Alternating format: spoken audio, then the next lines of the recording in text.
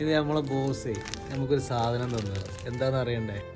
കുറച്ച് ദിവസമായി ഞാൻ പറയുന്നത് ബോസിനോട് എനിക്ക് ഇവിടെ തണുപ്പാണല്ലോ, എനിക്ക് ജാക്കറ്റ് വേണമെന്ന് പറഞ്ഞിരുന്നു.